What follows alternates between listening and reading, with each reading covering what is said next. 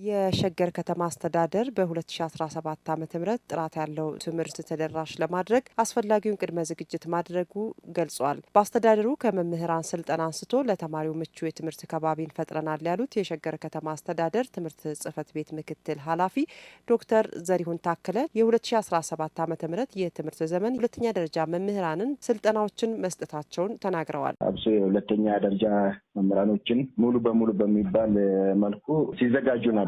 የፔዳጎጂና የኮንቴንት ይዘት ትምህርት እንዲያሻሽሉ ሲደረግ ነበረ በትምህርት ሚኒስቴር። ከዛም በተጨማሪ እኛም ጉልበት ያሉባቸውን ቦታዎች ለይተን ስልጠናም ስንሰጥ ነበረ። የተማሪዎች መጽሐፍት ተደራሽ ለማድረግ ስራዎች መሰራታቸውን የገለጹት የሸገር ከተማ አስተዳደር ትምህርት ጽሕፈት ቤት ምክትል ኃላፊ ዶክተር ዘሪሁን የሁለተኛ ደረጃ የተማሪዎች የመማሪያ መጽሐፍት እጥረት ሙሉ ለሙሉ መቅረፋቸውን ገልጸዋል። በአንደኛ ደረጃ አሁንም ለአንድ ተማሪ አንድ መጽሐፍ ጥምርታ ተግባራዊ ለማድረግ አልቻልም። ከኦሮሚያ ትምህርት ቢሮ ጋር ችግሩን ለመፍታት እየተሰራ መሆኑን ተናግረዋል። መጽሐፍቱ በቅርብ ታትመውም ለተማሪዎቹ ተደራሽ እንደሚሆኑም ገልጸዋል። 1:5 የሆነ ቦታ አለ። አንዳንድ መጽሐፍ ደግሞ ሙሉ በሙሉም የሌሉበት ቦታ አለ።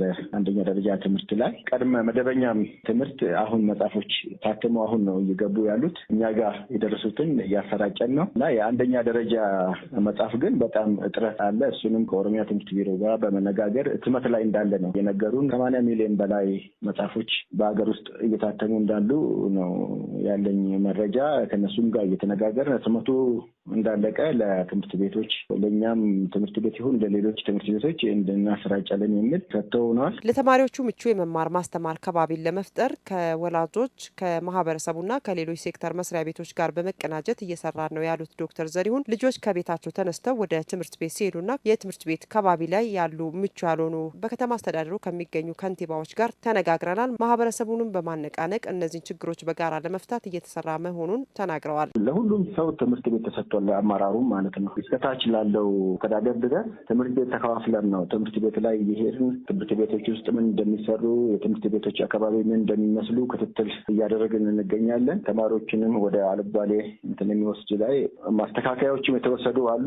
አሁንም የቀሩ ነገር ካለ እየወሰድን የምንሄድ ይሆናል እና ከህብረተሰቡ ጋር ከተማሪም ጋር ከመምህራኑም ጋር የተጠናከረ ግንኙነት ለመፍጠር እየተሞከረ ስለሆነ በዚህ መልኩ ነው እየሰራን ያለ ነው። አንዳንድ የትምህርት አይነቶች ላይ ያለውን የመምህራን እጥረት ለመፍታት ስራዎች ቢሰሩም አሁንም ግን ችግሩ መኖሩን አልሸሸጉም። ዘንድሮ ዓመት ብዙ መምህር ወስደናል፣ ግን ዞኖች መምህራኖችን ለመልቀቅ ፈቃደኝነት የላቸውም እና ወደ 20 ምናምን መምህር የሚደርሱ እስካሁን ወደኛ ያልመጡ አሉ። ወይ በቅጥር ወይ ደግሞ ሌላ ዝውውር እንዲካሄድ ነው እየተነጋገርን ነው ከኦሮሚያ ትምህርት ቢሮ ጋር። ከሞላ ጎደል መምህራኖች አሉ ትምህርት ቤት ውስጥ። በቂ ናቸው ባይባልም መምህራኖች የመማር ማስተማር ሂደቱን ማስካሄድ የሚችል የመምህር የሰው ኃይል አለ።